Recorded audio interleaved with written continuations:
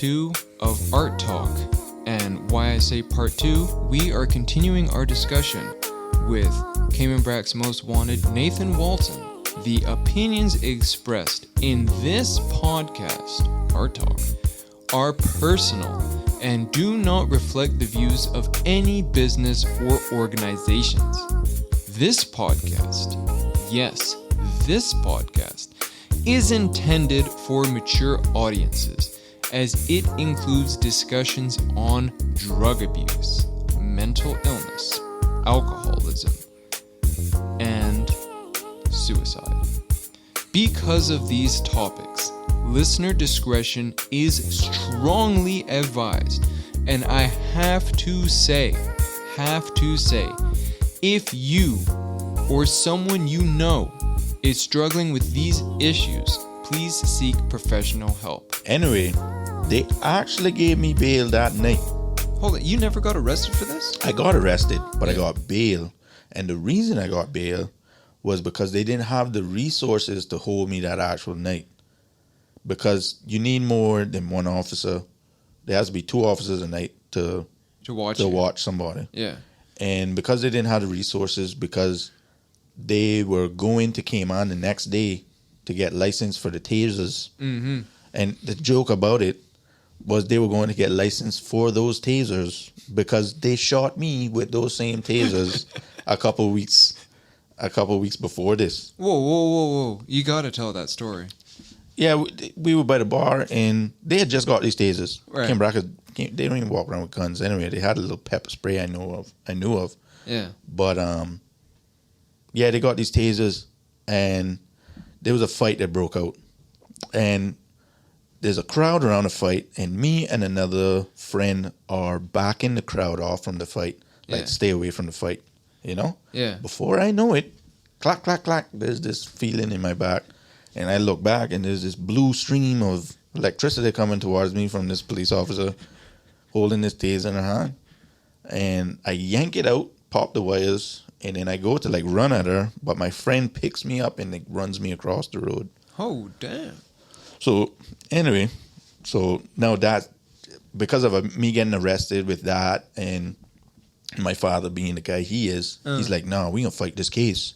They aren't even licensed to use those and, you know, put like a little case on them and whatever, blah, blah, blah. Yeah. And then that's literally how I got bail that night because they didn't have the resources to hold me.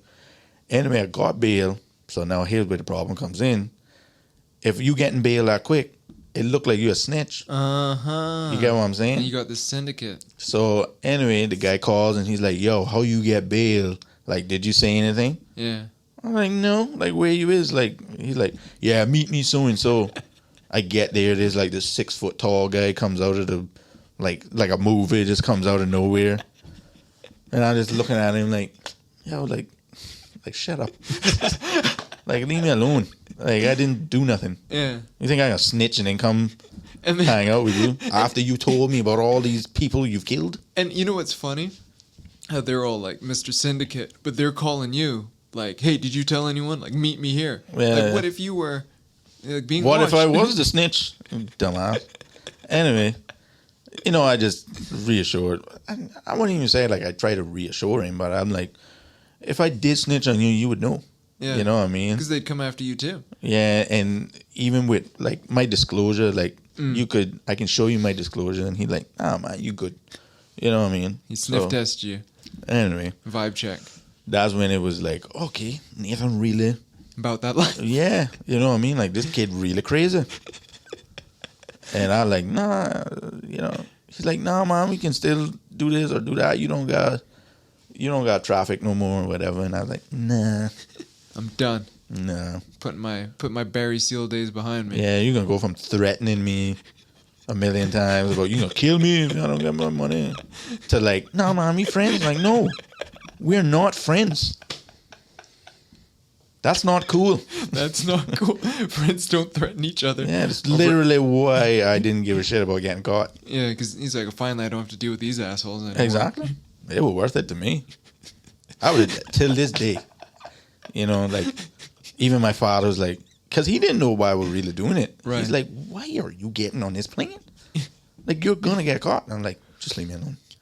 I'm getting on the plane, you know? I'm getting on the plane, Dad. Yep, and that was it. How many, what was the quantity of drugs you got caught with? I had almost 2 pounds at the time. It was like close to 2 pounds, yeah. It was 2 pounds. And then they never did measure the coke or whatever, but it was just possession of cocaine and then possession of ganja. I was able to beat it down to just possession with no intent to sell. So by that being my first drug case, I got a suspended sentence for that. So you never went to jail? Suspended sentence? Yeah, I just got suspended. When it's your first drug offense, and the quantity is really what you're looking at. But Nathan, I mean, 2 pounds. 2 pounds weed. Is not, yeah, but it's not an ounce, brother. That's what. How many ounces are in a pound? 16. It's a good thing of weed. It's 32 ounces, and especially back then. Like right now, Cayman is a little more, I guess, lenient to cannabis culture, but back then, that was good weed too. They weren't, and especially a young man with 32 ounces. So how? Anyway. Yeah, if you go to court enough times, you see it all the time. If it's your first drug offense, they'll and if you can prove that it's not an intent, it's the intent to sell that's gonna mess you up. So you were just like barefaced, like, yeah, no, I'm gonna smoke all this weed. this is just my personal use. Well, because in Cayman Brac, you gotta understand, if you are a weed smoker, if you really smoke weed, you know that a good personal use for you is a good pound. If you can get a pound of weed, you're good for like a good amount of time. Right. You know? Months. So if you can get like a good 2 pounds, oh man, you set for a good amount of time. Plus, that's really what I was doing in the first place anyway. Just buying bulk for yourself. That weed that I actually had wasn't even that I used that weed to buy a dog for my friend's wedding. So I was only just bringing that down, honestly. So you were going to sell that weed and buy a dog? But I just used the actual weed itself. So I just told her, hey, look, give me this and I give you this. So I bought this dog with some of the money from that weed, and I just brought it down. And all right. What type of dog was it? A Shih Tzu. I had bought it from I was the best man for one of my friend's weddings. So I just got him a dog for his wedding. So you bought the Shih Tzu as a wedding present? Yeah, with the same guy I was dealing with, he breeds Shih Tzus. So instead of, I was just like, okay, give me the dog and you take 500 off. I'll give you the 500. You know what I mean? All right. So I didn't even have to sell the weed. I just had to bring it to somebody and that was that. Yeah, I was good to go. So I still ended up with the dog. You know what I mean? Whatnot. Because I think there was like we had some other dealings anyway. But yeah, they just got me with because I had a pretty good lawyer too. Yeah. You know what I mean? And the only thing at the time I really had it was the traffic offenses. Right. And I had like some little assault from when I was like 15 with some friend, but it wasn't nothing serious. No, if I had another drug offense on it or something, like, right. Oh yeah, we could see some problems there. But yeah, it was just a suspended sentence, and it just went from there. So you're not 20 yet, but you've started to become, I guess, known in the judicial system. Yeah. Pretty known for that with the drugs, because I think this was like before Mile Road and all that kind of stuff. But yeah, this is like what, 15 years? No, this was on Cayman 27. Yeah, they had put this up on Cayman 27, but those days they wouldn't like use names or. This was what, a good like 10, 12, 15 years ago. Yeah. Yeah. So they put it up on Cayman 27. Shout out Cayman 27. They're like, yeah, drug bust, blah blah blah, whatever, and yeah, didn't get no jail time for that or whatever, and just went on my way, and I kind of drifted. I was still pretty chill, but at this time I think I'd quit working at Power Light. Quit that. You quit. And didn't have no job, so I was like, how am I gonna get money? So that's when I got into like the turtling, poaching turtles. Yeah. And you still had child support to pay. Yeah, but I wasn't working, so luckily she didn't come at me about no child support. Never has. All that child support that I gave her was just like, hey, here's some money.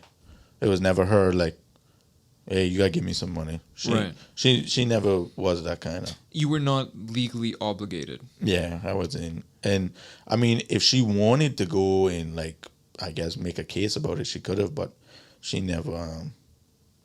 She never made a big deal about it, because with my family, she was always pretty good off anyway. Because if she needed anything, she could call my mother, my father, my sister, or if I did have some little thing, which really had. If I did have money, I was just going to use it on drinking and stuff anyway.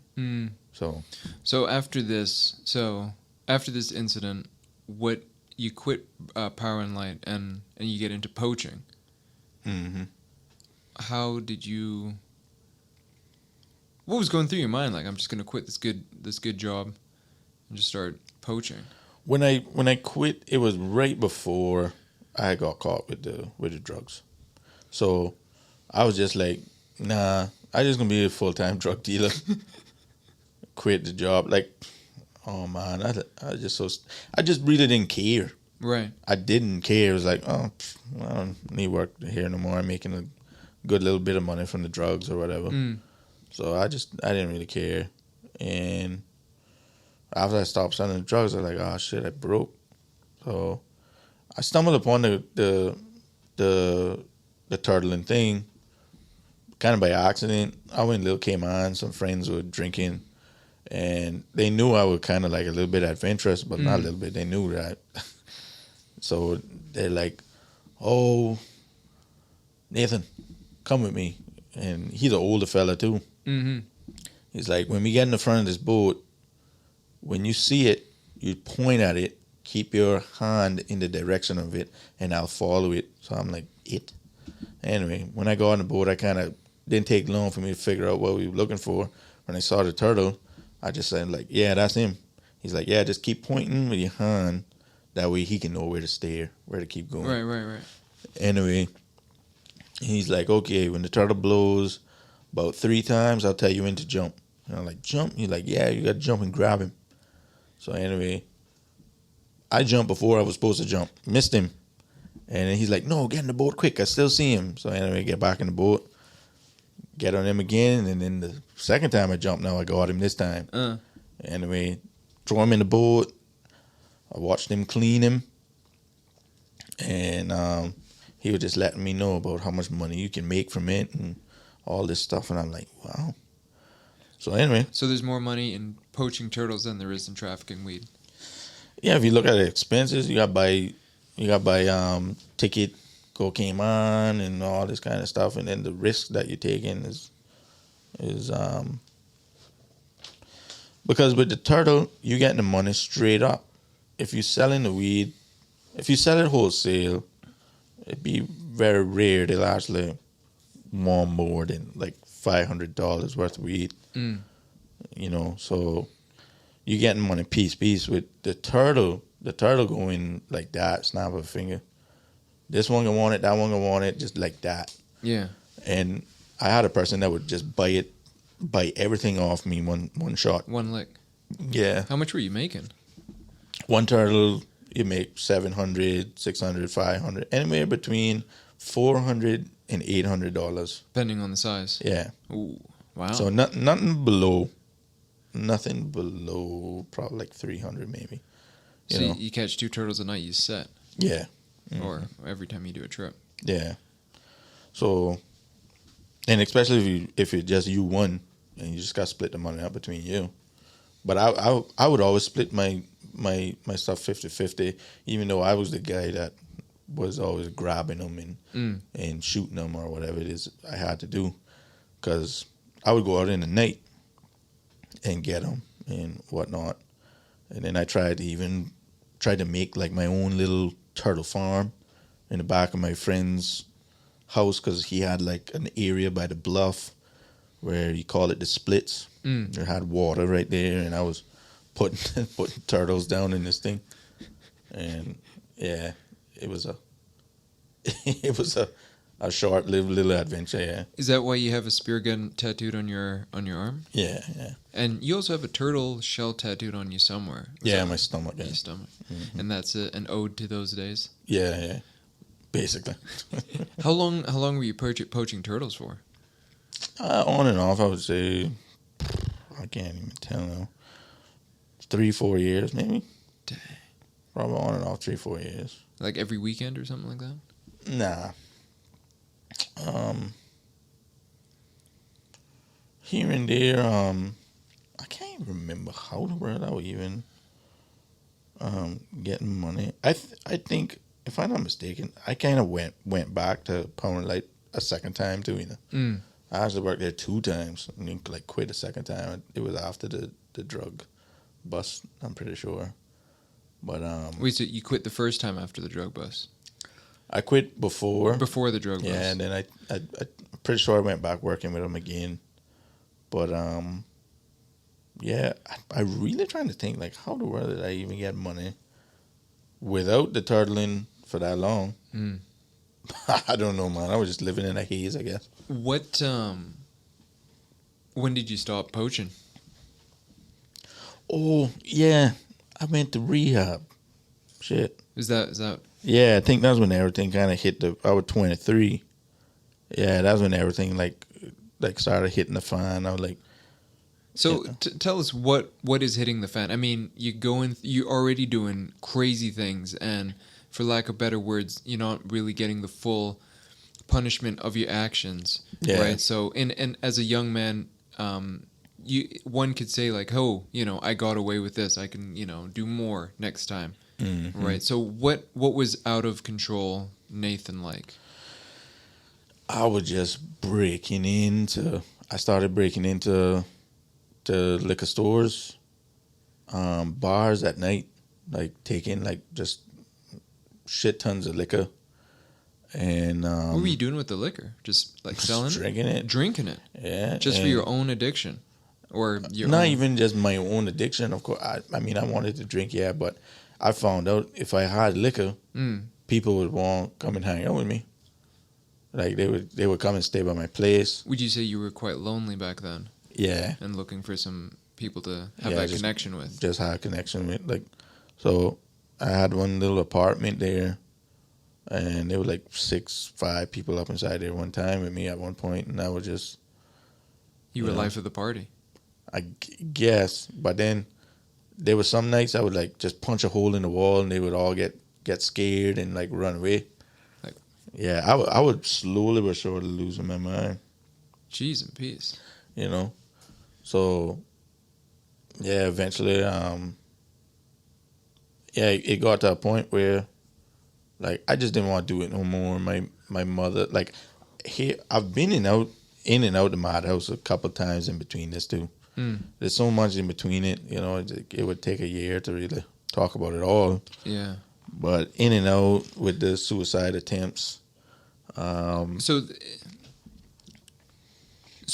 between 20 and 23, you're just acting out. You're breaking into liquor stores, stealing the liquor. You have your own place. You have a crew with you that you're supplying with liquor so that they hang out with you.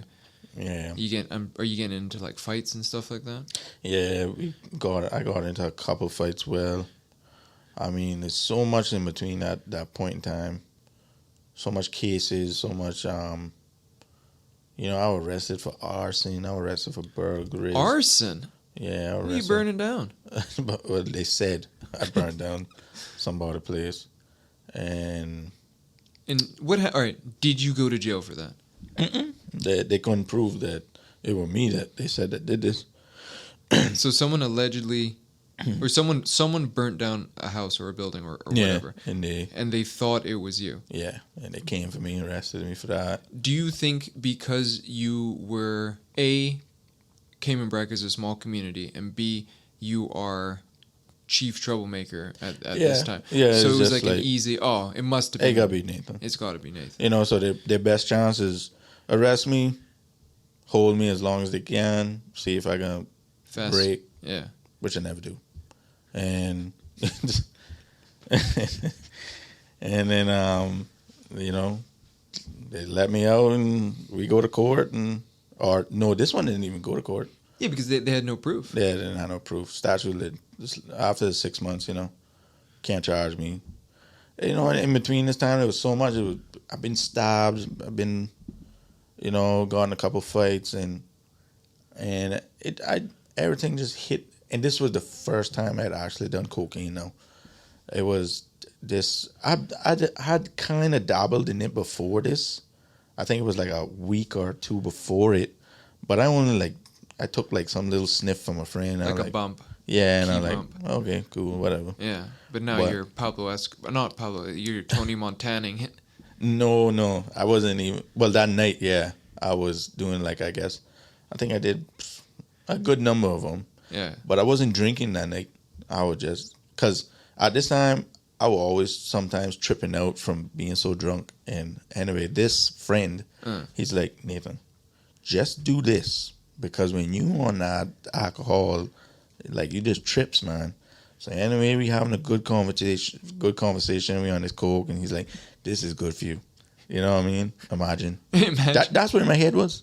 Actually sitting down, like contemplating, like, "Oh, I should switch from drinking to coke." You know, that's cocaine. Good stuff. It smells good too. Anyway, my father comes and picks me up, takes me home, and you're just coked out, and I'm coming down. Ooh. And anyway, I'm like, nah, I got to drink. I got to go back up. Well, come down in the sense if I can drink. Yeah. But I guess, yeah. Because you get that. Go back up. But anyway. Yeah. Just didn't want to feel whatever that was because of the coke going up. I already had like this depression problem. Mm-hmm. So when you go up like that with a drug and you coming down, oh man.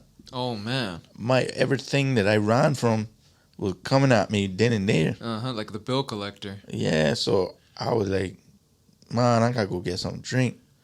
Anyway, got on my bicycle, rode to a local liquor store, good ways down the road. I pick up a rock, I throw it through the front door. Wait, so hold on. Your dad takes you home. Yeah. And then you're like, okay, I gotta go to the liquor store. Mm-hmm. And then you took a rock. Yeah, just threw it through the front door. Sat down in the liquor store and just proceeded to drink beer. And listening to music. Off your phone or something? Yeah, off my phone. And then do you remember the music? I think it was one of them was a Post Malone song. I think at the time, he had put out a little mixtape. I think he had put Austin 26, I think the mixtape was called. All right. And I was listening to that. And I just decided then and there, like, because they were trying to catch me with burglary. They were trying to, just arson, all these different things.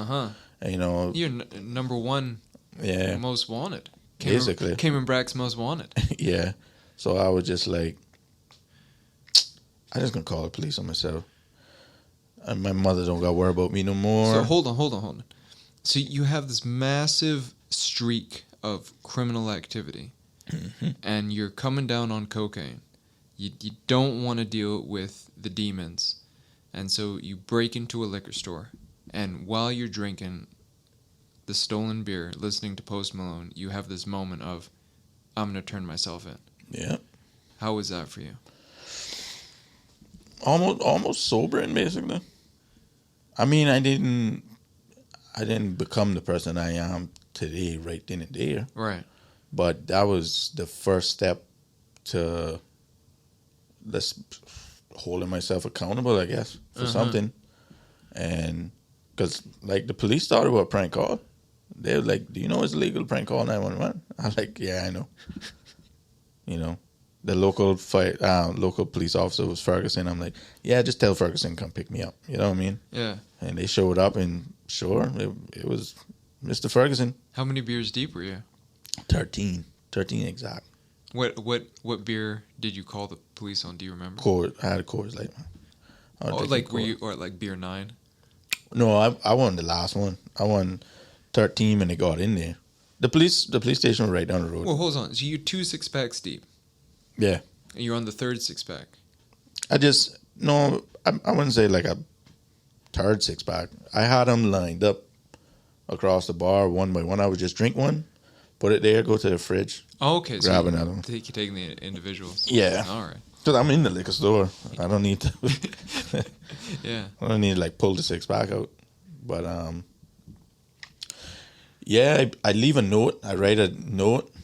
Tell the guy, Elvis actually. Shout out Elvis. Yeah, I leave a note. Sorry for the door, but I was sad or something like that. I put, and yeah, they took me to the police station, and I'm like, all right, here you go, lock me up now, Like this send me away. And What? he still gave me bail. They gave you bail. Yeah, and I even asked him, I'm like, why are you giving me bail? He just looked at me like, Nathan, this has to be mental. Like, I'm going to give you bail. Like, this is insane.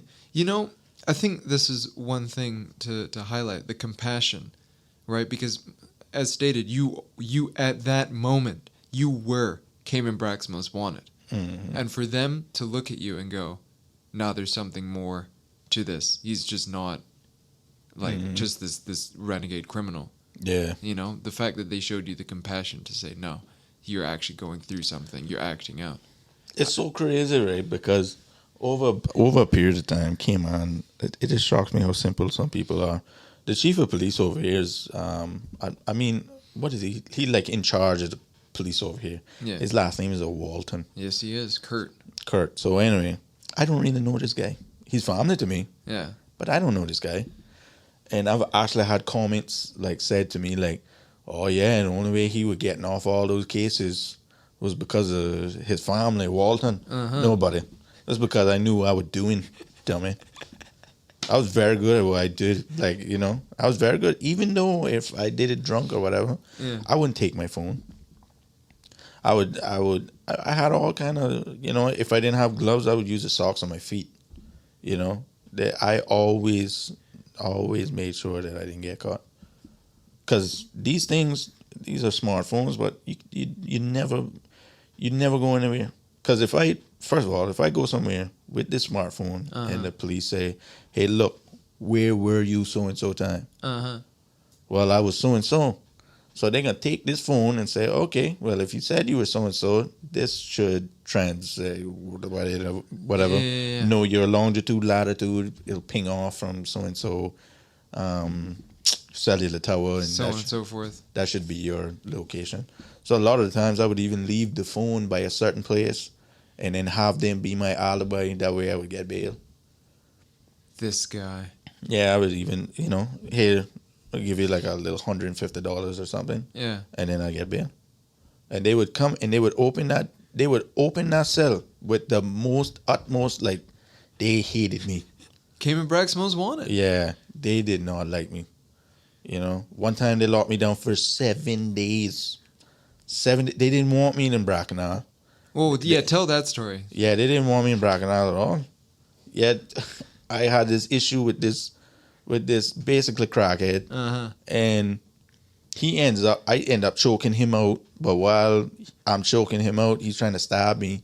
So he catches me in my shoulder.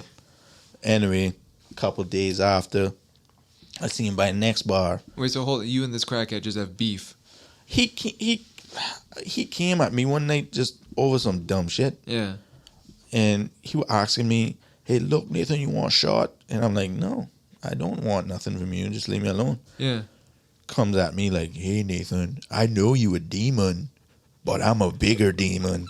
And whips out this knife. And I'm like, you idiot. So I just grab him and start flinging him around the place. And everybody's screaming like, Nathan, he's got a knife. I'm like, I know he got a knife. That's why I'm doing what I'm doing. So I start choking him out, and he's flinging the knife back now. While I'm choking him out, like got him in a headlock. I didn't even know that he hit me. But anyway, I choked him out and whatever. got in the car, and I left. And the girl I was with at the time, she just saw the stab, and she's like, Nathan, you got stabbed. I was like, oh shit. Oh, I suppose I did. Yeah, so called it that. Saw him another night, and he was by another bar. I just pulled into the bar. I think I like flinged like a beer bottle at him or something. Just on site. Yeah, it was on site. And then, anyway, left. He called the police, so I dipped out. Police came to me like the next day. Wait, oh yeah, yeah. I threw a beer bottle. I was trying to remember how I was surviving.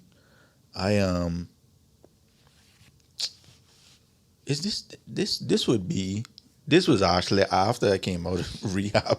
So I was working government at the time, but yeah. Anyway, because I had relapsed and I started by drinking. So all the drinking, this all comes with it. So anyway, he tells me, yeah, you're a demon, blah, blah, blah, stab me. And I get in the car, drive off. Next night, or 2 nights or something like that, I fling a beer bottle at his car. He calls the police on me. Then the police come to me while I'm at work and say, hey, look, this individual has made a report on you. Just letting you know, if you ever go at him again, there can be repercussions. Mm-hmm. And I'm just looking at him like, but because I don't like snitching, never did. Right. You know, and I'm just like, this guy is a drug dealer, first of all. And I'm like, this is what made me hate the streets even more. Because I'm like, here I am following the actual rules of the street. Yeah. And here's this guy like talking to the police. And I'm here with this hole in my shoulder from being stabbed. And I'm just there like, okay, cool. Anyway, I see him out by a next bar another night. Uh-huh. And as soon as I see him, I was talking to a friend at the time. And as I'm talking to him, my friend's like, oh, see so-and-so over there. And I locked eyes on that guy, and my friend was like, okay, see you later. He knew. Yeah. And I just walked up to him, hit him over the head with a beer bottle. And this was just the start of the Bracknell weekend. He starts bleeding all over the place. I think ambulance comes for him. And I'm so sick at this point in my head. Where he was bleeding all over the place, like the dance floor area, I proceeded to like dance on that area where he was bleeding. Like I really wasn't all there. Jesus. You know what I mean? And anyway, they locked me up for 7 days. Because they told me, they're like, hey, Nathan, you need to come in. Like, we're going to arrest you. And I'm like, nah. So I tried to run from them, but they found me by the bar, same bar, and locked me up for 7 days. Then they sent me here for 2 months. For what? For assaulting that guy. No, but were you in jail? No. They just sent me to Cayman. I couldn't be in Cayman Brac because they were saying that I was going to kill him. So they sent me to Cayman. Then that guy ended up getting sent to Northward, and then the case got dropped or whatever. Right. Because they're like, this is stupidness. I'm like, yeah. 2 months you had my ass over here for nothing. Sleeping on the ground. I've been in one of my family members' houses, just annoying the shit out of her. Because I was still drinking.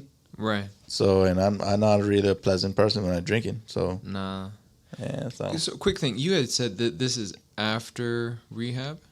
Yeah. I came out of rehab and, I just went back into drinking eventually. Let's talk about rehab. How old were you when you... Okay, what was going on in your life at that time that rehab was something for you to... No, I'm saying this wrong. What was going on in your life that you had to go to rehab? It was right after the calling the police on myself. Oh, and then from that, when Ferguson... Yeah. Ferguson? Yeah. When Mr. Ferguson said, this is a mental thing, then you went to rehab. Yeah, I chose to go to rehab. Is that what you told the judge? Or did you even make it to court for that? Yeah. I went to rehab first, and then when I came back, I got the same thing. Because of me going to rehab and reinventing myself, they gave me another suspended sentence. Is this the rehab that didn't like you because you were wearing jewelry? Well, not that they didn't like me. It was one of the guys that were in the rehab with me. Because I was in there talking about how much of an alcoholic I am and all this stuff. Because you're in your early 20s at this point. Yeah, like 23 when I went into rehab, I think. Somewhere around there, 23, going on 24. Mm-hmm. Yeah. 22, 23, somewhere around there, yeah. Yeah, and anyway, I went there for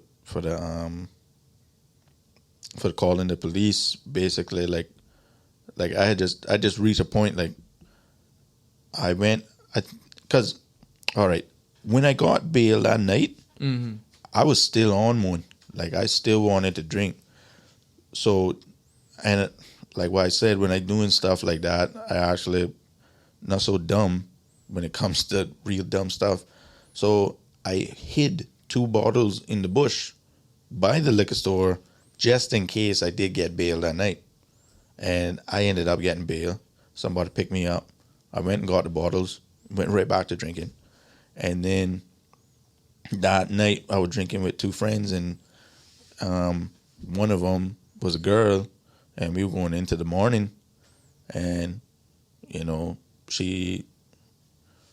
anyway, there was a knife on the table, and she was like, hey, Nathan, because we're playing music and laughing and all this kind of this, and she's like, Nathan, stab me in the stomach with that knife. So I pick up the knife and I like poke, like a little, you know, like, ha, put down the knife, and she just looks at me like, Nathan, I'm going to show you what to do with this knife. And she picks up the knife and proceeds to slit her wrist open. Oh, my God. Yeah, right in front of me. So, you know, she started gushing blood, and I taking off my shirt to wrap it around her hand. And she's like, Nathan, I don't want to die. And I'm like, well, why did you do it? Jesus Christ. So then and there, in that moment, it's almost like I'm looking at myself. It's like, this is what I've been doing. Holy shit. You know what I mean? This is what I've been doing. One today, drinking, ruining my life, but not one today. Literally asking for help while I'm the one that's literally self-sabotaging myself. Jeez. So, like, I think my main woman, like this girl I was telling you about that we came on with, like, I was with her for 4 years. So eventually, like, she had enough. I confessed to her one night, like, you know, I've done this, I've cheated, I've been doing this, I've been doing that. You know, she left me.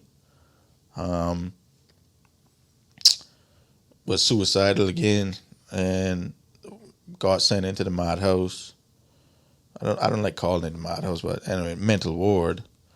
And in the mental ward was where, like, I guess I would say, I don't know if you heard of like sleep paralysis, but I guess it's like where I faced my demon or something, I guess. Because when I was in there, I couldn't move, and it sounded like a bull, and it was like holding me down. And anyway, I was scared and called my mother, and she's like, that's because you're trying to change, Nathan. And anyway, a doctor came in the next day, and they're like, you know, you can go to rehab. And, you know, I just volunteered. I like, yeah, I want to get some help.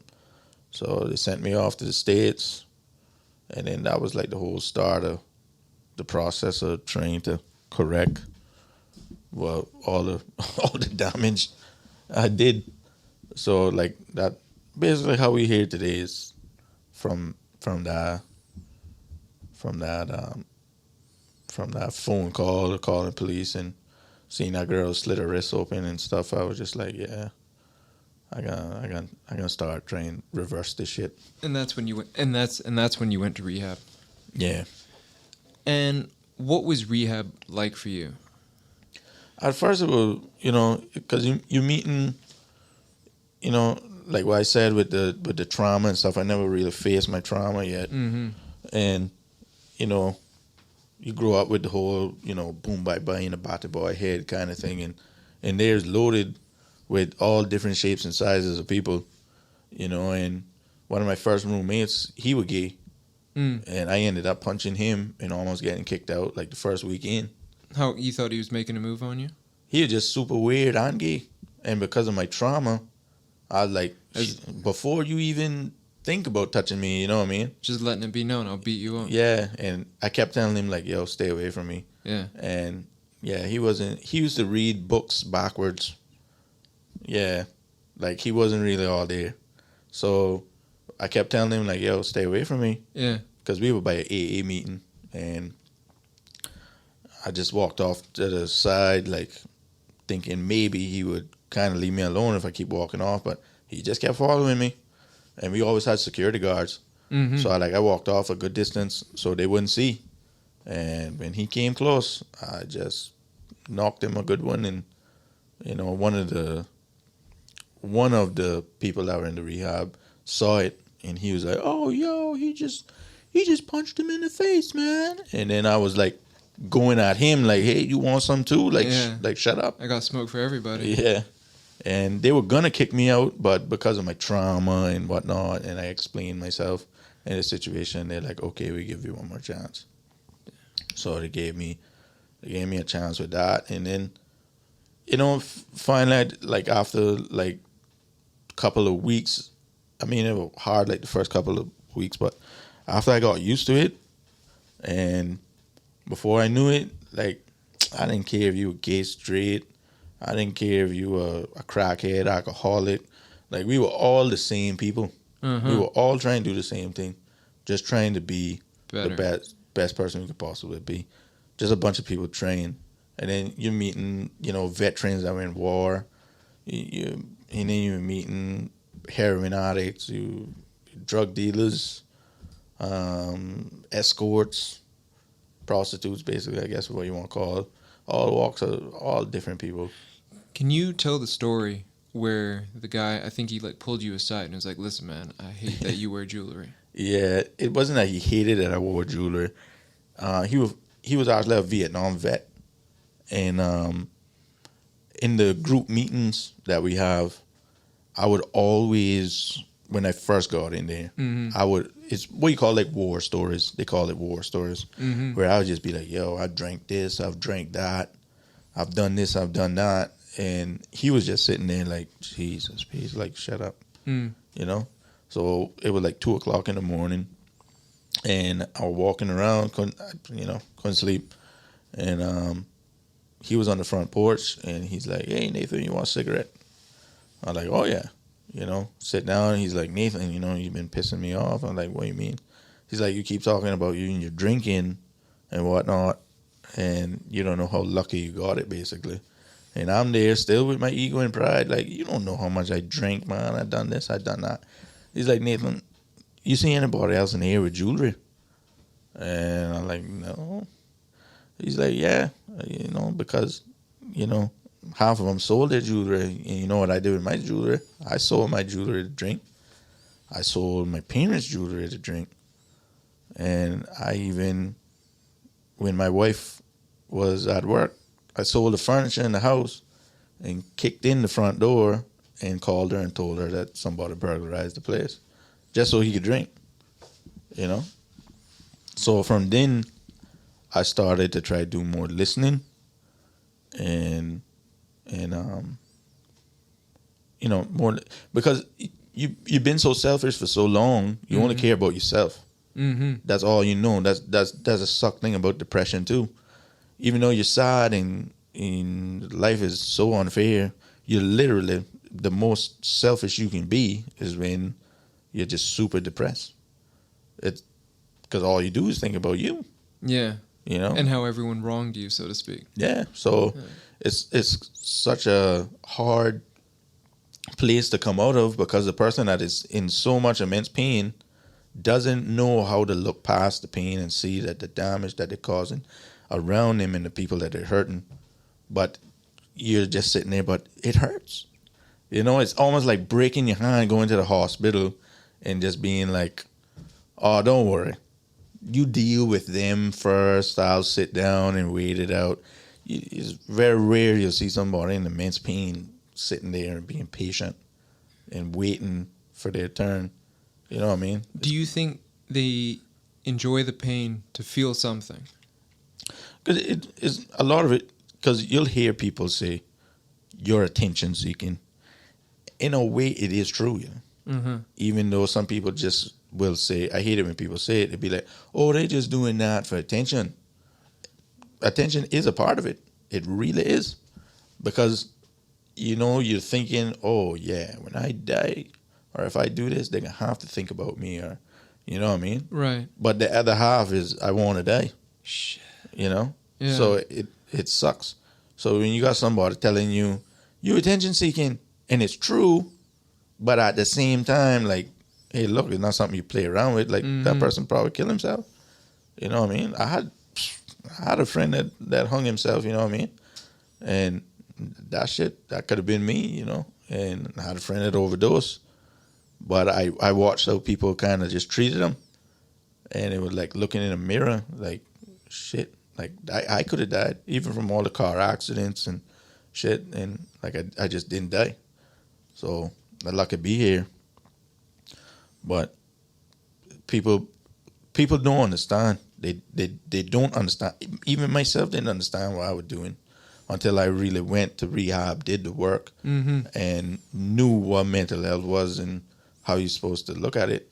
Because I just looked at the situation, was like, oh no, I'm just this bad person, and these are the things I want to do. And then somebody just literally sat me down and said, hey, look, you're doing these things because life fucked you and you didn't know how to deal with it. So here we are, we're gonna deal with it.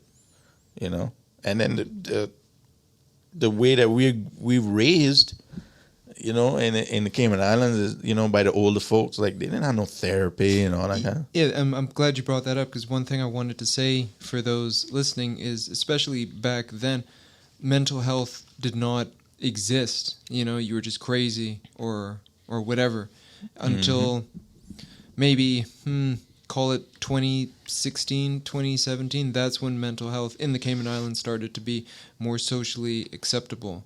But there's the stigmas are still there, because we have friends who are like, that's not real. It didn't exist when I was a boy. Yeah, it's like it actually did. You just didn't get it. You know what I mean? Yeah, I get it, because all they did was they would either shut up or you'd pick up a drink and shut up. Yeah, you just keep it to yourself. Yeah, that's what you did, and you had you had a big circle of in back in those days. I think it was easier to deal with depression and mental health because everybody did hang around each other. If you wanted to eat food, it wasn't that you would get in your car, you'd go to a fast food place or anything like that. It was usually a lot of things that went into even just cooking food. It was always like a group setting. Right. It was always people. It was always family oriented. You have that camaraderie. Yeah, they really had that. So I don't really think mental health was really a big thing. But then, we got introduced to social media and gossip and, oh man, how much girls like sex tapes and all that shit that just messed those girls up. And half of the kids that been molested or sexually, what you would call groomed, they've been groomed more off of the social media, the messaging platforms and stuff like that. And then the things that they're looking at celebrities and money and thinking that's what you gotta have to be happy. Damn. And if you don't have that, because when those old people, they graduated from school, nobody was telling them, hey, look, you gotta go to college. Nobody told them that shit. Nobody said, hey, look, if you don't go to college, like, you're a failure. All you did, you went to school, you graduated, got married, got pregnant, take care of your kids, whatever. And then the guy provided or whatever. Whatever. Now, kids want to rip their hair out by the time they reach high school, because it's already being shoved down their throat. Like, you got to figure out what you got to be. Yeah, life is definitely more complicated now. But one thing I wanted, if we can just go back to you, is, so you were in rehab, you had left rehab, you were on the straight and narrow. What caused your relapse? The first time I had a toxic relationship in rehab too. I had a pretty toxic one. My biggest problem has always been relationships. I'm not gonna lie. I was getting these terrible relationships, and because of my trauma and whatnot, like I take like betrayal like so it almost hurts me so bad emotionally that it's almost a physical pain. Yeah, so I guess stemming from whatever I've been through, it's like, oh, this is all I have. Like, without this love from this person, I got to deal with me. You know what I mean? So once they leave and they're around, it's like, oh, I'm by myself. So if I can't drink or if I can't do something, it's like I just gonna drown in depression. So it's two choices: drown in that depression, or just drown in some liquor and don't care about it.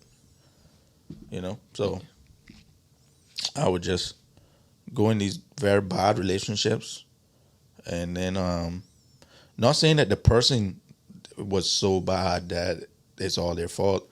Oh, I had a lot to play in it too. You know what I mean?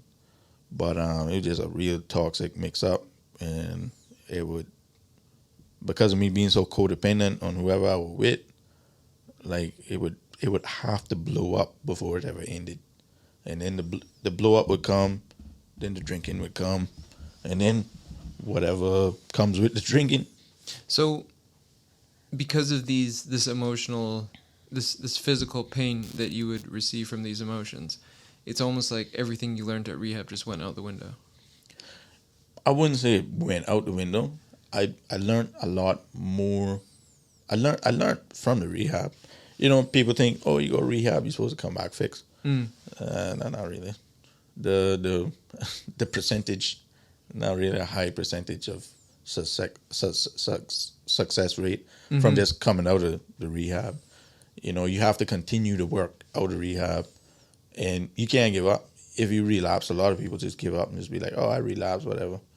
And then they just keep going.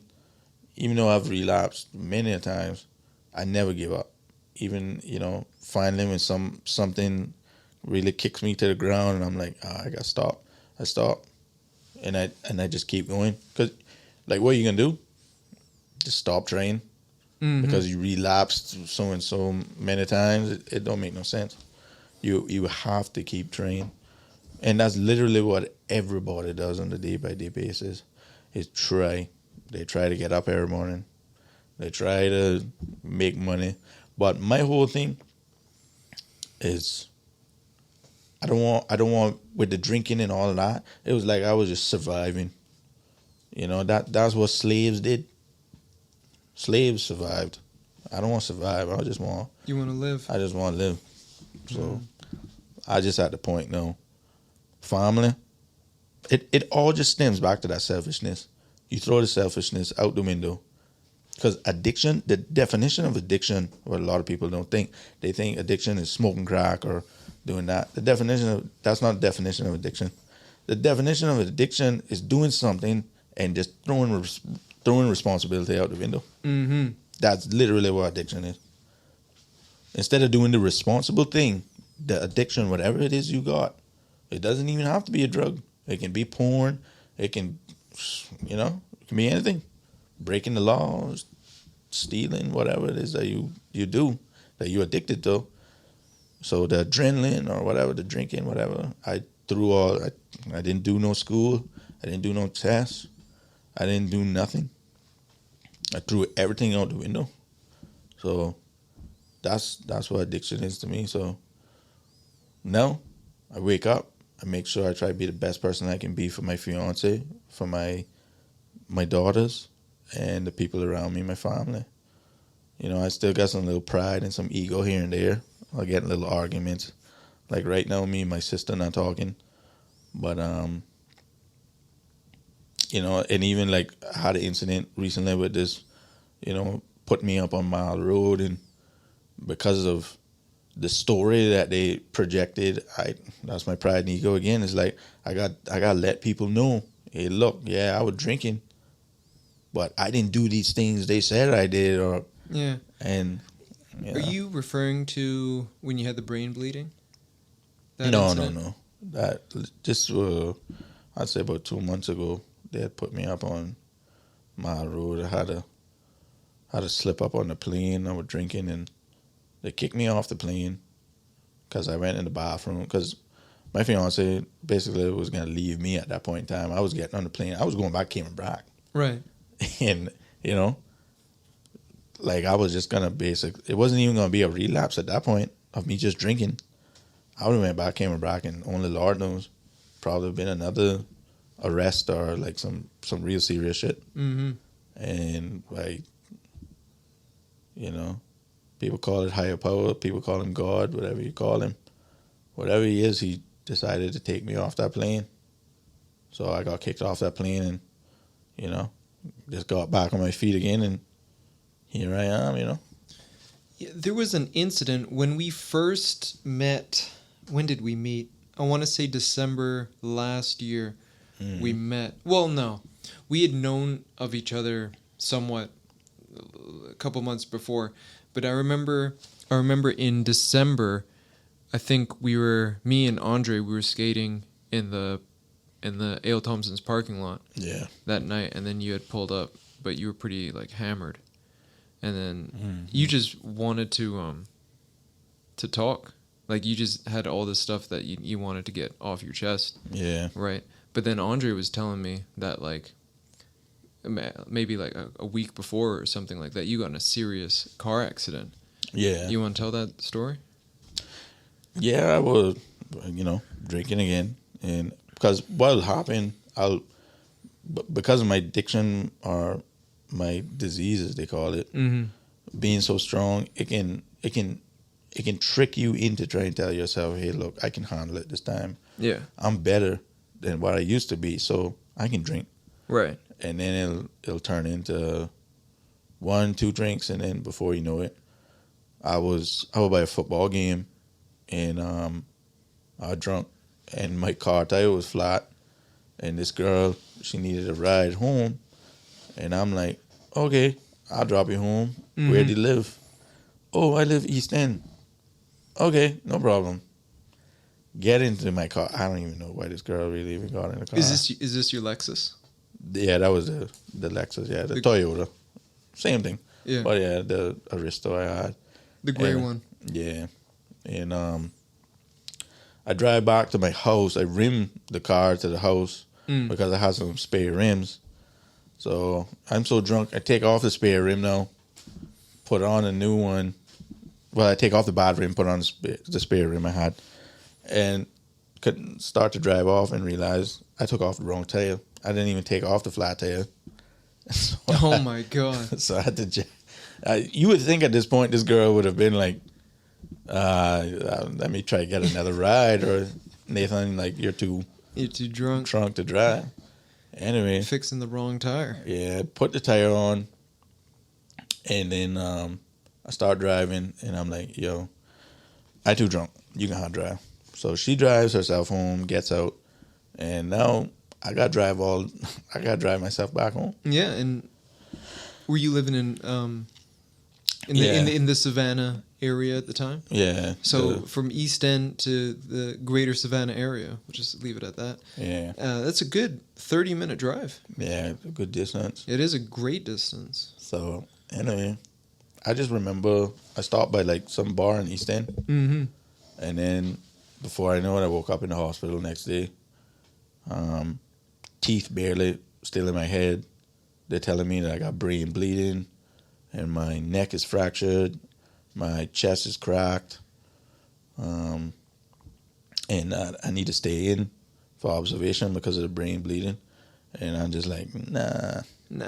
My teeth were just literally holding on in my head by my gums. Jeez. And I just left the hospital in the robe thing and everything. You just dipped? Yeah, dipped. What was your ride? My father, they came from Cayman Brac. They came from Cayman Brac when they heard about the accident. And Daddy just helped you escape? Yeah, basically. He's what they call an enabler. That's what the therapist calls him. But, yeah, I went home. got somebody to bring me some Percocets, and I could just imagine how stupid I looked with this neck brace, walk into the liquor store, and just 10 o'clock heat. 10 o'clock in the morning? Yeah. Oh, what time does the liquor store open? Yeah, like around 10 o'clock, yeah. I think it was a little bit later, man. It had to be, because I probably got out of the hospital probably like around 10, so maybe like 2 in the evening, something like this. Yeah. I don't know, everything kind of foggy. I just know him in the day. And you, from your house in the greater Savannah area, Yeah. walked to the liquor store. Yeah, with this neck brace. Did you at least change your clothes? Nah. So you're still in the hospital gown? No. I got clothes on now, man. I got clothes. All right. Yeah, I got clothes. But you got this neck brace. I got his neck brace. And You just took some Percocets. took some Percocets. So you're out of it. Yeah. Your brain bleeding. Mm-hmm. Your neck fractured. Yeah. And you're walking to the liquor store. Yeah. They actually, like, because I went there with no money. Uh-huh. And I came back with, like, a full bottle and a flask of vodka. So, I don't know who I had to convince. I guess the neck brace must have did it, but... Yeah, my fiance was like, yeah. Came back here with a bottle of vodka. Because at this time, like, she's getting ready to leave. Like, Yeah. she didn't last too long either. Because my family left. Because once I came out of the hospital, my mother and them were like, nah, I'm not staying for this shit. And she left. Why do you think that is? Why do you think that they didn't want to be by your side during this ordeal? I mean, you just came... Your brain is bleeding. You fractured your neck. Yeah. You know, why were they like, nah? That's just what my disease does, you know. It's so much to deal with that the only thing they can do is distance themselves. Damn. You know, so I was just in there by myself. I just wake up, drink the vodka, drink water, pass out. Wake up, drink vodka, drink water, pass out. That was it. The Nathan diet. Yeah. And somehow I was just able to snap back into it. Went into Caribbean Haven, I think, for like a little detox, 7 days. Came out, went back at it again to go sober. And, you know. Whoa. You came out of Caribbean Haven to detox. No, I came out of the house. I mean, Yeah. I went to Caribbean Haven, went in for a 7-day detox. And then you left Caribbean Haven, back on the booze. No. I sobered up after that for, I think, 9 months. I think I went 9 months, yeah. Oh, I think we missed the part where you totaled your fiance's car. Oh, yeah. Yeah, so you totaled your car. Yeah, I totaled my car, and after I totaled hers, it was like a week and a half. So a week and a half between you totaling your car and totaling her car. Yeah. Tell us the story when you totaled her car. When I totaled her car, it was just, I convinced her, you know, like, hey, look, I drink in. I just buy the house. Everything's okay. Anyway, I'm like, all right, I just go right down the road, go into the liquor store, get more liquor, coming right back. Mm-hmm. Ended up West Bay. Other side of the island. Yeah. And when I was actually leaving to come back to the house now, I went to go overtake this car. Car swerves out of control. And I licked down a bus stop and some signs and shit. Holy shit. And I just, you know, my neck's still fractured. Yeah. You know, I don't even know what's going on with the brain bleeding. Luckily, the airbag didn't catch me, because I'm pretty sure that would have probably snapped my neck pretty good. Anyway, the car stops. I just look for the liquor, grab my phone, got out the car, and there's like a whole pile of people outside the car, like recording and stuff. Like, hey, are you okay? I'm like, yeah, man, I could. Walked to the bar, like right across the road, waited for the police to come pick me up. You know, I don't know if that can open back up a new case, but I, you know, that's what it was. So, and how does your fiance have patience with you? I don't know. I guess, I mean, she must know I mean, you two have a kid together. Yeah, she must just know that I mean, I can't speak for her in a sense like I'm like this awesome person, you know what I mean? Right. But she knows the side of me. She knows who I am, not the person when I'm drinking. Cause like she'll just say it all the time. She'll be like, "Oh my gosh, I feel so much better now that you're sober." Yeah, I mean, I'll be straight. You scare the shit out of me when you drink it.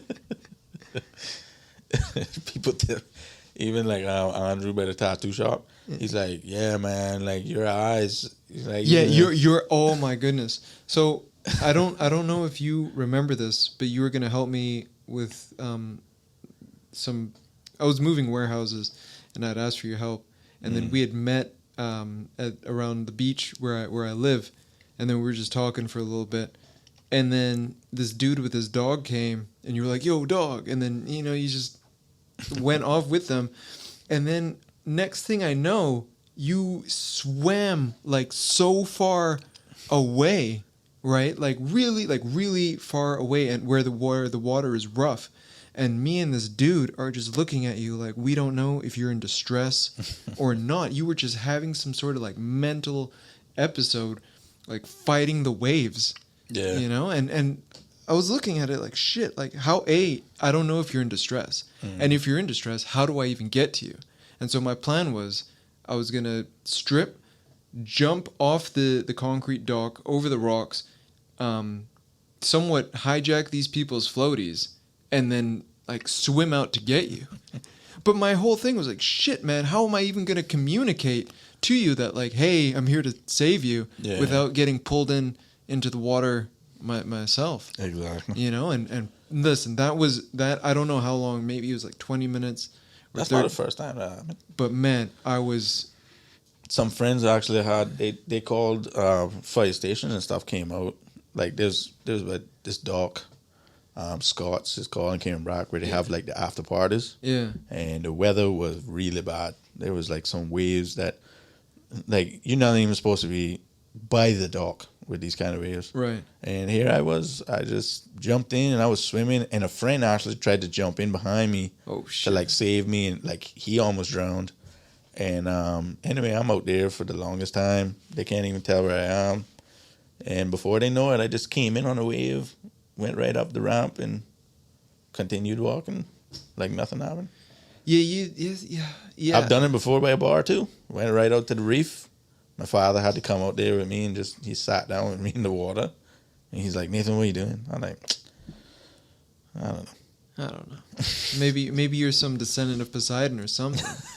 But man, I just remember I was driving you, because obviously you couldn't help me work because you were just drunk having this episode.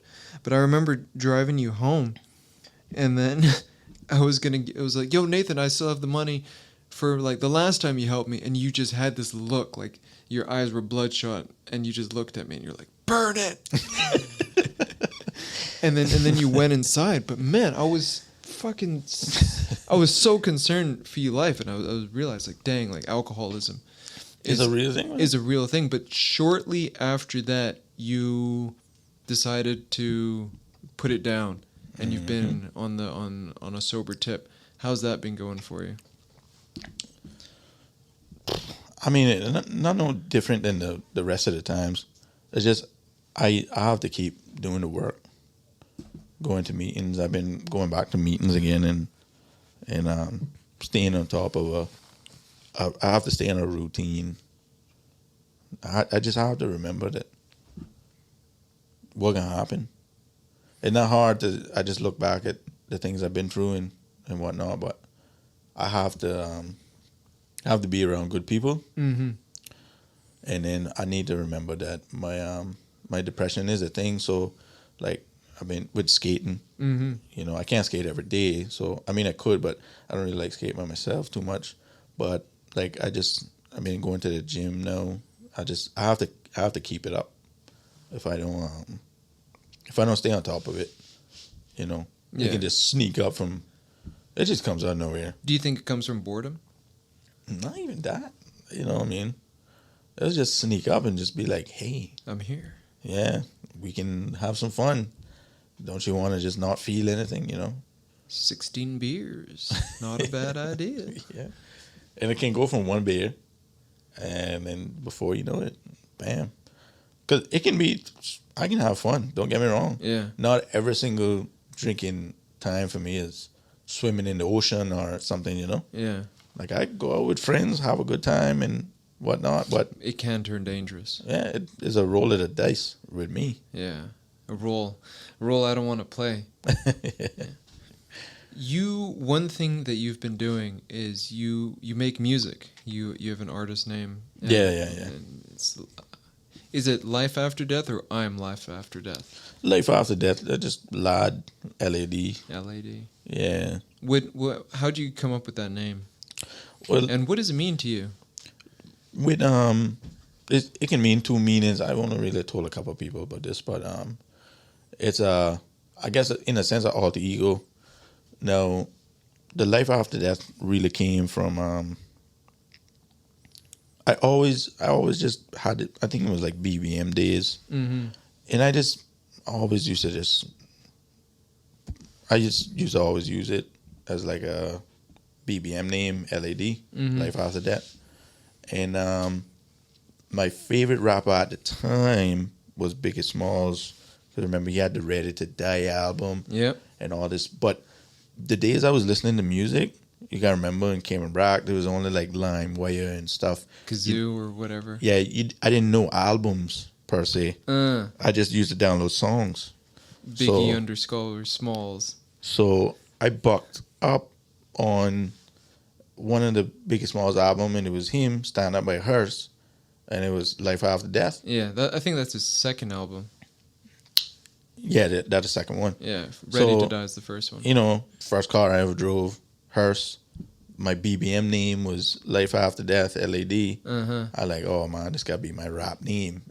You've had some near-death experiences. Yeah, and then the other side of it is Loki ain't dead. Loki's the god of mischief.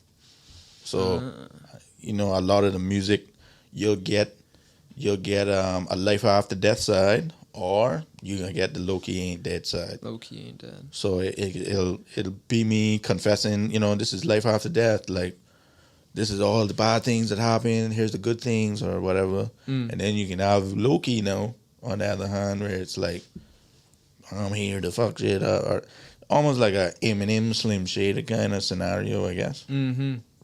So you wanna play us some of your music? We can talk about it. yeah, I know. Hold on. She called me and this. I don't know. Yeah. Hello. Yes, I'm actually still doing this thingamajigger while we're recording. All right. Okay, I'm live. Okay. See, that's a good example. Yeah, she's checking in on you. Yeah, because I don't mean laugh, because it could be, is Nathan drinking? Yeah, she does have concerns, and you two have a child together. Mm-hmm. Yeah, so that's not funny, but it is what it is.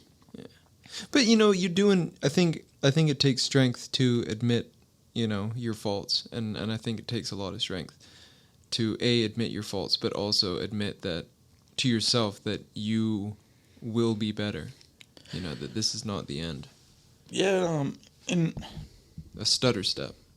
I shouldn't put it like that, but yeah, recovery looks different in all kind of different aspects, because you got sobriety and then you actually have recovery. Which one are you in? Some people actually switch sobriety and recovery. All right. I've been in recovery Mm-hmm. for a long time. Mentally, you're always trying to recover, but sobriety is a part of my recovery. Mm-hmm. I have to have sobriety for my recovery, because a lot of people, they stay stagnant. Mm-hmm. They'll live their life the same way, and they swear that everything they do is right and nothing they do is wrong. And like, I've never met a good person that actually thinks they're a good person. Like genuinely, just be like, I'm right. I'm the best person on earth. I don't do nothing wrong. I'm a good boy. Yeah. Pinocchio knows. Like I just can't stand people like that. They're probably furries in their private lives. Yeah, because the skeletons in the closet that they hide, and they like if I say molestation around some of these people, oh my gosh, and then they probably been molested themselves or something, you know what I mean, or they know a family member that they know of, and then they hid that shit and they just keep it. Oh man, it's yeah, but anyway, yeah, I don't even know which one I would play. Which one you released something on your Instagram today, and you gave a shout out to XXXTentacion because you used your mugshot or your police record photo. Let's start with that song. I mean, that's on the SoundCloud. I think I would have to. Or just whatever's on your phone then. Yeah. I'll play I guess do like a low-key one. Yeah, let's do a low-key. And then after we do like a life after death guy. Not a problem. All right.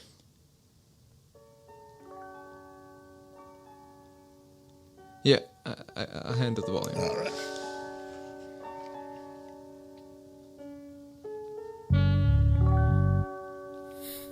God knows I'm sick of fucking up.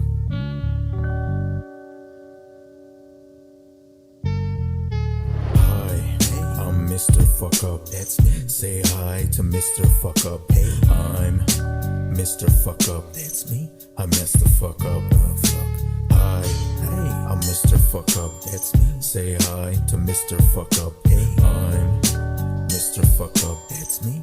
I messed the fuck up. Fuck. Alcohol in the car, that ain't smart. Take a sip, lay back, driving, do my part. Word around town, man, them dissing us. Got a dick on the selfie stick pose, bitch. I don't do what I'm told, so no, bitch. Drink my own liquor, wake up in my own piss. All my friends got coke up in their noses. Pinocchio knows bros who I rolls with. Fuck the other side, they posers. Only thing they ever pop was a toaster. I'll burn your house down, yeah, I'll slow roast ya. Yeah, I'm crazy, can't say I never told ya. You got that shit straight off the breakover. Well then cut that shit up, man, Sam. Hi, I'm Mr. Fuck Up, that's me. Say hi to Mr. Fuck Up. Hey, I'm Mr. Fuck Up, that's me. I messed the fuck up. Fuck.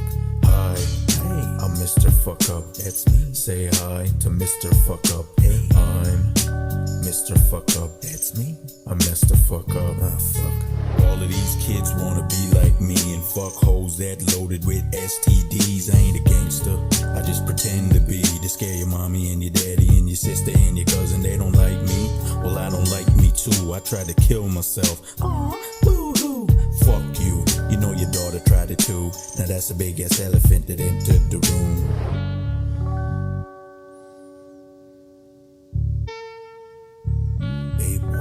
Fuck up now. You people looking, don't you wanna make them proud? Oh boy, you done fucked up now. Police coming for you, they gon' lock you down. Oh boy, don't fuck up now. You people looking, don't you wanna make them proud? Hi, I'm Mr. Fuck Up, that's me. Say hi to Mr. Fuck Up. Hey, I'm Mr. Fuck Up, that's me. I messed the fuck up. Fuck. Hi, hey, I'm Mr. Fuck Up, that's me. Say hi to Mr. Fuck Up. Hey, I'm Mr. Fuck Up, that's me. I messed the fuck up. Fuck.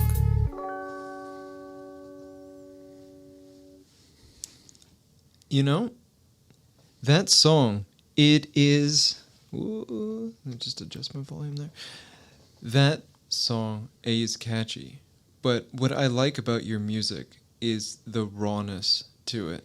It is unapologetic. There is no person that can like use that song against you. Like, you see these lyrics? Like, yeah, I know, I wrote them.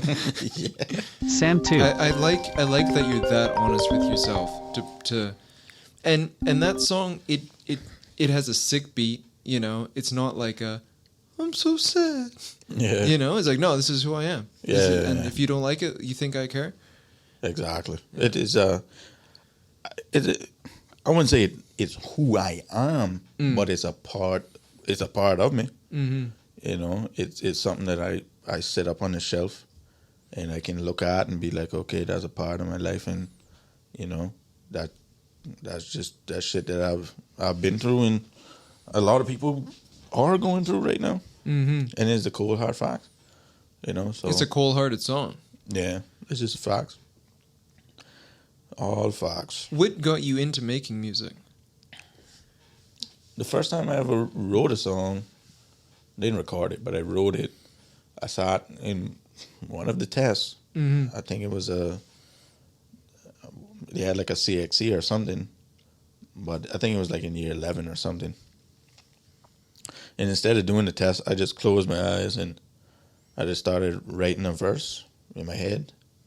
And after when the tests were done, I just had this verse and I rapped it for a couple of people, and they were like, "Oh man, that sounds good." And I don't know, I liked the whole process of writing it. It was therapeutic. Because I know people would say like, "Oh, I love writing music," or "I love writing books and stuff," but I don't know if that's true. You know, with doing anything does come some sacrifice. So, you know, it's like, okay, I need to get up, I need to write this song, I need to get this out. And in that period of trying to figure out what it is you want to write, where you're coming from, what's the storyline, and when it's done, the feeling of just completing this is, it just feel good. Because then when you write it, you feel like that. Then plus when you go to record it, because I record everything myself, Mm-hmm. and then I have to edit it, and then after I do that, that's another feeling of like, oh, I did this. And then if I put it out, a couple people, you know, comment on it or send me a message and be like, "Yo, Nathan, like that song, man." And you know, I mean, I can't say I guess it kind of stems back to seeking attention, but in a good way. Yeah. And it's not a toxic attention I'm really seeking. No. I think there's something, I mean, they talk about like journaling your feelings and whatnot. Mm-hmm. I guess in a sense, this could be your journaling, getting your feelings out of you. Yeah. Yeah. Because I mean, I write from I've shown you a couple of them, or you've seen them on social media, where I have some just random jot downs I'll have sometimes. mm-hmm. Just, you know, but yeah, I just love music because you can I don't have to be Nathan per se. Mm-hmm. It's not like I'm trying to pretend to be something. A part of it is me. It is a tricky situation because, you know, some people will look at it, like my mother will hear it and be like, why would you cuss? Like, you never cussed, or you never this, or like, a lot of people like to cuss. A lot of people would like to do the things that they can't do, you know what I mean? And when I rapping, I don't have to care about what this one or that one will say or whatever. I get to just let that shit out, and you know, and who it reaches is who it reaches. The message is not to do drugs and drink and be a fuck up. If you listen to all the music that I have and you listen to it in a row, like the next song I'm gonna make you hear, Mm-hmm. they all it's a sequence of events. You know, it's not just one song I'm really basing it off of. When I write the songs and then I go and write the next song, I keep it in mind. Okay, this was how I was feeling then and there when I did that. And now I'm going to write about how I felt after I tried to overcome this situation or whatever. That's literally how I write the songs. So if you were just to take them at face value, one song at a time, Mm-hmm. you'll just probably be like Nathan all over the place. But if you listen to them, you know, song for song, how I have them organized, and you know, it's different. I mean, it's just me. I really do it for me because I don't expect people to really sit down and listen to it word for word and get me. I'll put the songs up, and how they take it is how they take it. And I got my few people that understand me, that I made music with, and they know where I'm coming from, and they'll just shoot me a like and shoot me a message and just be like, "Yeah, I'm on Nathan. I like that one. I like where you went with it. I like the storytelling. I like the beat." And then we can conversate on that, and we can just like skateboarding, you know. Yeah, you've got great storytelling. So that song you played was a low key Ain't Dead track. Kind of like, yeah. Let's hear Life After Death track.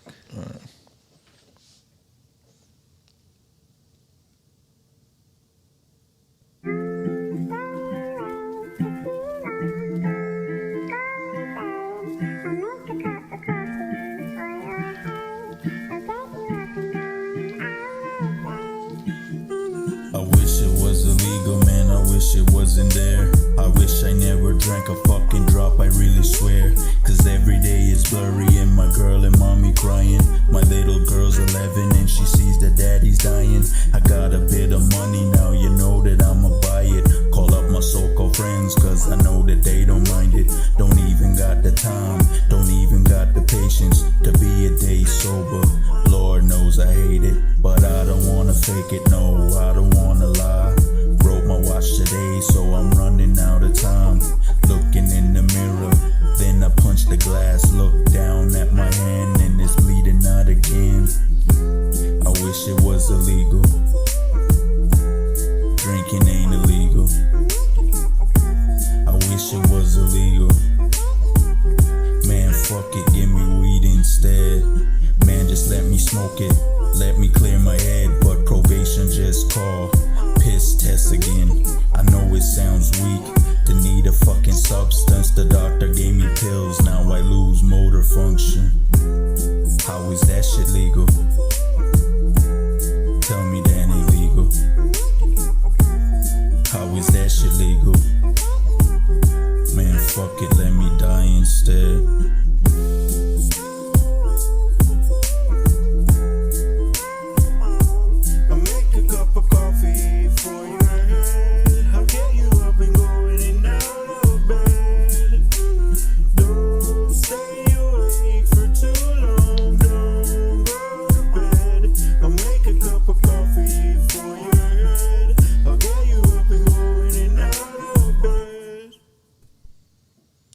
That track, that's heavy. That's what? Good stuff, man. It's amazing. I mean, a lot of people may be like disturbed listening to these tracks, but this is where great art comes from. The underbelly, you know, and you are a man, and that is some strength to put those words out there and to make that song and to own it and be like, listen, world, this is me. You know, I wish I'd never touched alcohol. Yeah, because what it's basically saying is, it's like substituting. It's like, oh, I wish I didn't drink, but I can smoke weed. But no, I can't smoke weed. I'm on probation, and instead of smoking weed, they can give me pills.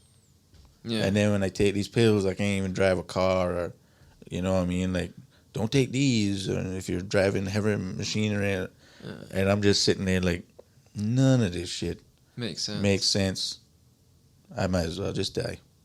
Like, I never gonna be fixed kind of feeling. Yeah. In a sense. Hopeless. Yeah, but, I mean. Do you have hope? Yeah, I mean, the song, it sounds like I'm saying, oh, I might as well just die. Yeah. But I got hope. I got way more hope than I ever had in my life. Yeah. Yeah. It all comes back, because you gotta understand, when you're doing something for years, I've been at the alcohol and the depression, and I've been at that since, basically 16, 15. Yeah. Right into the, it's years and years of it. So it takes a while to come out of it. So. Yeah, like a decade and a half, because you're what, like 31? 30 now, yeah. Turn 31 next year, February. Yeah, so like half of your life. Yeah, so you've been struggling with these demons. I think I've got up to it now. I think I've been trying to fix it for like the past, about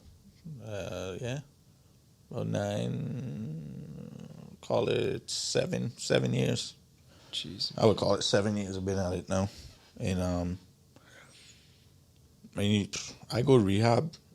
You got people that been in there, relapse for like over 20 odd years, before they finally was able to hit a year sober. So And I started off young, so some people go in right off the rip, never touch it again. You know. Yeah. Some people just different. It's just how it goes. Like that, what I learned from like meeting those veterans in war. Some of them come back like screwed right up. Uh-huh. Some of them just come back just kind of like, you know. I know indeed. I know. You want to play one more track? I'm trying to think of which one would be it now. How about That Boy Bad? You got that one? It should be here. All right. Whoop, wrong button. Let me see if I can find it. It's not easy, Nathan. No. When you think it's easy is when you start slipping up. Yeah. Because sometimes I get like that. I'd be like, oh yeah, I got this. And then before I know it, boom, slip up. Is that why you have... What's that tattooed on your hands? Love, pain, Brac life? Is that what it says? Yeah, it's love and pain. Love and pain. And then Brac, and then life. But then you could look at it as in like, you know, life is pain, pain life. Love the Brac, or you know what I mean? Either or. This side is the positive side, and then this side is the negative side. The negative side. You are the yin-yang symbol. Basically, yeah. United by a turtle shell tattooed on your stomach. Yeah. Nothing better than a turtle. Nothing better than a turtle. Mm-mm. No, I mean, you are a product of the ocean. That's for sure. Yeah, man. I really lived in that sucker for a good minute. Yes, you did. Yes, you did. Where is this song? Must be somewhere around here. Dang, you must have quite the discography if you have to keep scrolling like that. Because this one, I have it, I have it in my pictures and stuff, you see. Mm.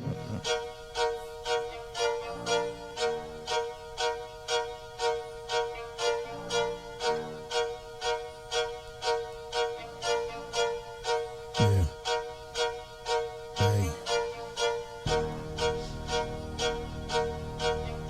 Boy.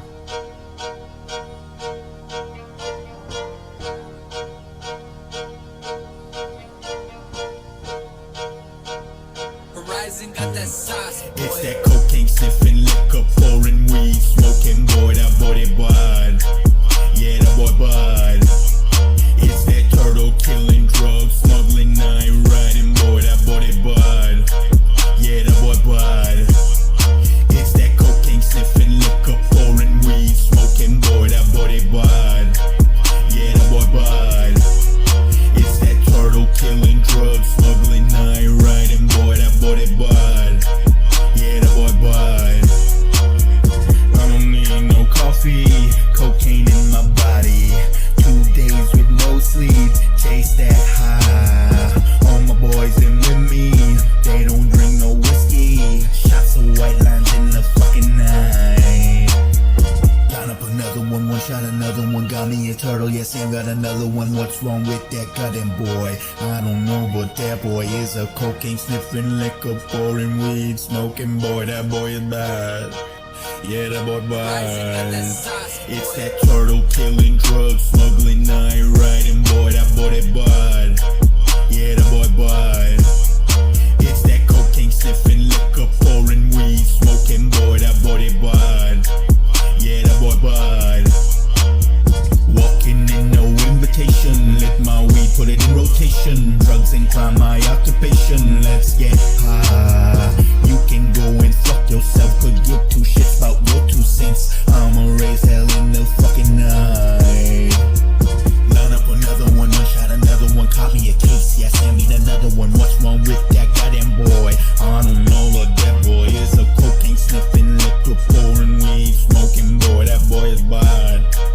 Yeah, that boy bad. It's that turtle killing, drug smuggling, night riding boy. That boy is bad. Yeah, that boy bad. That boy's bad. Yeah. Well, Nathan, we're about to hit 3 hours. It's almost 10 o'clock at night, and your boys got work in the morning. So we will wrap this up Nathan, thank you so much for coming on. This is actually, and we had alluded to this earlier, I guess you can call this the cycle of life. We had alluded this earlier that this is actually the second time we're doing this interview, because the first time, it was a great interview, but you were just drunk at the time. Yeah. Yeah. You weren't acting out or anything like that, but No. but it, after talking and whatnot, it seemed better to do this when you're in a clear. Yeah, it wasn't. I mean, it was a good interview, but like what I said, something always happens for a reason, because I think the audio had got messed up, and I think, I don't know. I don't think for me personally, I was not ready. I mean, do I have news background? Yes, but I was not ready for that conversation, right? Yeah. And so like how it ended, to like, no, it just didn't work. I'm glad we did it, right? Because you definitely enjoyed watching it, right? Because I mean, you showed up at Downey's house at 4 a.m. I mean, Yeah. yo, Downey, look at my interview. yeah. So, Yeah. so there's that to it. But I guess maybe not so much like enjoyed, as in like, haha, yeah, but like, oh yeah, this is It was good to look looking at yourself in the mirror type and of like deal. being like, oh no, that ain't it, Yeah. you know.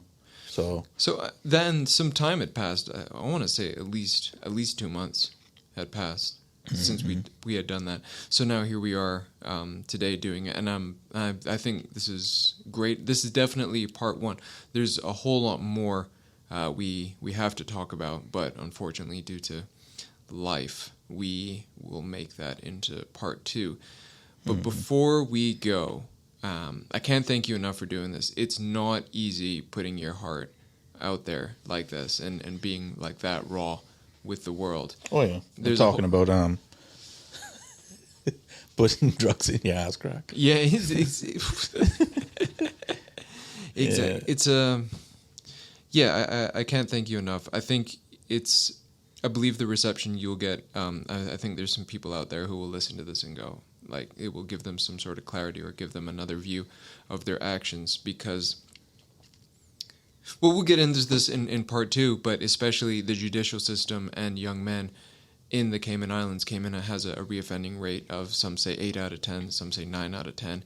You were definitely part of that system. Yeah, you yeah. may have not gone to jail per se, but you were definitely known. Reoffending. You were definitely a reoffending and B, a figure in the court system. So we'll talk about how that has impacted your life today and what you're doing to right those wrongs.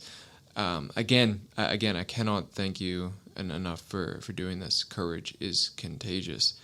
But Nathan, are there any final words you would like to say? Is there any advice you would like to give to the world? Oh, I just had a little saying, my grandmother tells me, stand for something even if you have to stand alone. And sometimes going through those stuff alone is what you need to do. And then you find yourself. And when you find yourself, then you can be somebody to somebody else. But you can't be nothing to nobody when you don't know yourself, or you don't care about yourself, don't love yourself. So yeah, I would just leave it at that.